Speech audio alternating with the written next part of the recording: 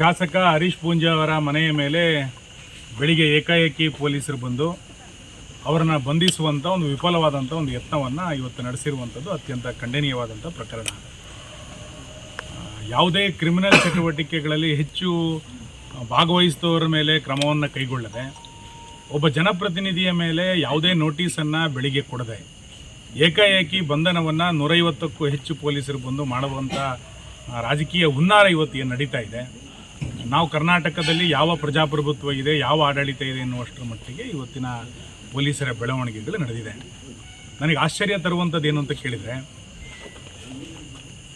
ಪಾಕಿಸ್ತಾನ್ ಜಿಂದಾಬಾದ್ ಅಂತೇಳಿ ಘೋಷಣೆ ಕೂಗುವಂಥವರ ಮೇಲೆ FIR ಹಾಕಲಿಕ್ಕೆ 4 ದಿನ ತೆಗೆದುಕೊಂಡ್ರು. ಬಂಧನ ಮಾಡಲಿಕ್ಕಲ್ಲ, FIR ಮಾಡಲಿಕ್ಕೆ 4 ದಿನವನ್ನು ಸರ್ಕಾರ ತೆಗೆದುಕೊಳ್ಳುತ್ತೆ. ಒಬ್ಬ ಶಾಸಕನಿಗೆ ನೋಟಿಸನ್ನು ಕೊಡದೆ ಏಕಾಏಕಿ ಬಂಧನವನ್ನು ಮಾಡಲಿಕ್ಕೆ ಸರ್ಕಾರ ಬರುತ್ತೆ ಅಂತಂದರೆ, ಪೊಲೀಸರು ಬರ್ತಾರೆ ಅಂತಂದರೆ, ಪೊಲೀಸರು ಯಾರ ಕೈಗೊಂಬೆಯಾಗಿ ಇವತ್ತು ಕೆಲಸವನ್ನು ಮಾಡ್ತಾ ಇದ್ದಾರೆ? ಬೆಳಿಗ್ಗೆ ಬಂಧನವನ್ನು ಮಾಡಲಿಕ್ಕೆ ಬಂದಿದ್ದರು. ಕಾನೂನಿನ ಪ್ರಕಾರ ಬಂಧನವನ್ನು ಮಾಡಲಿಕ್ಕೆ ಸಾಧ್ಯ ಇಲ್ಲ. ಯಾವುದೇ ರೀತಿಯಾದಂಥ ತಪ್ಪನ್ನು ನಮ್ಮ ಶಾಸಕ ಮಾಡಿಲ್ಲ ಅನ್ನುವಂಥದ್ದನ್ನು ನಮ್ಮ ಉಳಿದಂಥ ಎಲ್ಲ ಹಿರಿಯರು ಮನವರಿಕೆ ಮಾಡಿಕೊಟ್ಟ ನಂತರ ಸಂಜೆ ನೋಟಿಸ್ ಕೊಡುವಂಥ ಒಂದು ಪದ್ಧತಿಯನ್ನು ಅವ್ರು ಮಾಡ್ಕೊಂಡಿದ್ದಾರೆ.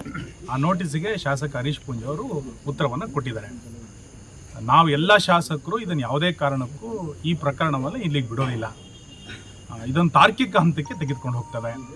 ಒಬ್ಬ ಶಾಸಕನ ಮನೆಯ ಮೇಲೆ ಏಕಾಏಕಿ ಪೊಲೀಸರು ದಾಳಿ ಮಾಡ್ತಾರೆ, ನುಗ್ಗುವಂಥ ಪ್ರಯತ್ನವನ್ನು ಮಾಡ್ತಾರೆ ಅಂತಂದರೆ, ಇನ್ನು ಜನಸಾಮಾನ್ಯರಿಗೆ ರಕ್ಷಣೆ ಈ ಸರ್ಕಾರದಲ್ಲಿ ಎಲ್ಲಿದೆ?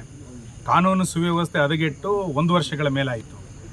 ಇವತ್ತು ಸಾಮಾನ್ಯ ಜನರಿಗೆ ರಕ್ಷಣೆ ಇಲ್ಲದಂಥ ಪರಿಸ್ಥಿತಿನಲ್ಲಿ ಒಬ್ಬ ಶಾಸಕನಿಗೂ ಕೂಡ ರಕ್ಷಣೆ ಇಲ್ಲ.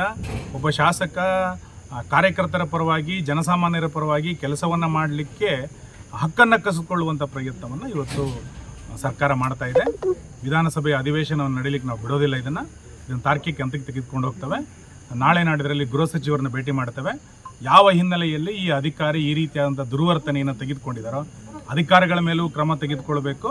ರಾಜಕೀಯ ಕುತಂತ್ರ, ರಾಜಕೀಯ ದುರುದ್ದೇಶ ಅಂತ ಆದರೆ ಇದನ್ನು ವಿಧಾನಸಭೆಯಲ್ಲಿ ಹೇಗೆ ಎದುರಿಸಬೇಕು ಅಂತ ನಮಗೆ ಗೊತ್ತಿದೆ. ಖಂಡಿತವಾದನ್ನು ಎದುರಿಸ್ತೇವೆ. ಯಾವುದೇ ಕಾರ್ಯಕರ್ತ ಹೆದರುವಂಥ ಅಗತ್ಯ ಇಲ್ಲ. ಒಬ್ಬ ಶಾಸಕನನ್ನು ಬೆದರಿಸಿ ಕಾರ್ಯಕರ್ತರನ್ನು ಪರೋಕ್ಷವಾಗಿ ಬೆದರಿಸುವಂಥ ಹುನ್ನಾರ ಇದರಲ್ಲಿ ಅಡಗಿದೆ. ನಾವು ಶಾಸಕನನ್ನು ಬಿಟ್ಕೊಡೋದಿಲ್ಲ, ಒಬ್ಬ ಸಾಮಾನ್ಯ ಕಾರ್ಯಕರ್ತನನ್ನು ಬಿಟ್ಕೊಡೋದಿಲ್ಲ.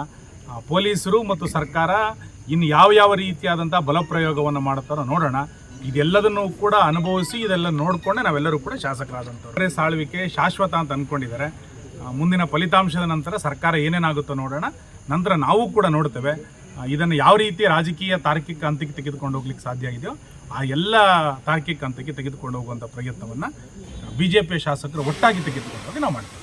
ಹೀಗೆ ನೋಟಿಸ್ ಕೊಟ್ಟಿದ್ದರ ನಂತರ ಇವತ್ತು ಆ ನೋಟಿಸಿಗೆ ಮತ್ತು ಇದರಲ್ಲಿ ಭಾಳ ಗಂಭೀರವಾಗಿ ಏನು ಅಂತಂದರೆ, ನೋಟಿಸ್ ಸಿಕ್ಕ ಕೂಡಲೇ ಶಾಸಕರು ಸ್ವತಃ ಪೊಲೀಸ್ ಸ್ಟೇಷನಿಗೆ ಬಂದು ಆ ನೋಟಿಸಿಗೆ ಉತ್ತರವನ್ನು ಕೊಟ್ಟಿದ್ದಾರೆ.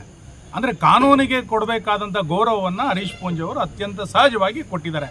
ನೋಟಿಸಿಗೆ ನಾನು ಕೊಡೋದಿಲ್ಲ, ನಾನು ನಾಳೆ ಬರ್ತೇನೆ, ಇವತ್ತು ಬರ್ತೇನೆ ಅದು ಏನೂ ಹೇಳಲಿಲ್ಲ. ಸಂಜೆ ನೋಟಿಸ್ ಸಿಕ್ಕ ಕೂಡಲೇ ಇವತ್ತು ಬಂದು ಹಾಜರಾಗಿದ್ದಾರೆ. ಆ ನೋಟಿಸಿಗೆ ಎಲ್ಲ ರೀತಿಯಾದ ಉತ್ತರವನ್ನು ಕೊಟ್ಟಿದ್ದಾರೆ. ಇಷ್ಟು ಸೌಜನ್ಯ ಒಬ್ಬ ಶಾಸಕ ತೋರಿಸ್ತಾ ಇರುವಂಥ ಸಂದರ್ಭದಲ್ಲಿ ಇಲಾಖೆಯು ಕೂಡ ಇಷ್ಟೇ ಸೌಜನ್ಯವನ್ನು ತೋರಿಸಬೇಕಾಗಿತ್ತು. ಪೊಲೀಸರು ಗೂಂಡಾಗಿರಿಯನ್ನು ಮಾಡಲಿಕ್ಕೆ ಇರೋದಲ್ಲ. ಪೊಲೀಸರು ಸಾರ್ವಜನಿಕರ ಜೊತೆಗೆ ಸೌಜನ್ಯದಿಂದ ವರ್ತಿಸಬೇಕು, ಜನಪ್ರತಿನಿಧಿಯ ಜೊತೆಗೆ ಅತ್ಯಂತ ಗೌರವದಿಂದ ವರ್ತಿಸಬೇಕು. ಬದಲಾಗಿ ಗೂಂಡಾಗಿರಿಯನ್ನು ವರ್ತನೆ ಮಾಡುವಂಥದ್ದು ಸರಿಯಲ್ಲ ಅನ್ನೋದು ನಾನು ಮತ್ತೆ ಆಗ್ರಹ ಮಾಡ್ತೀನಿ.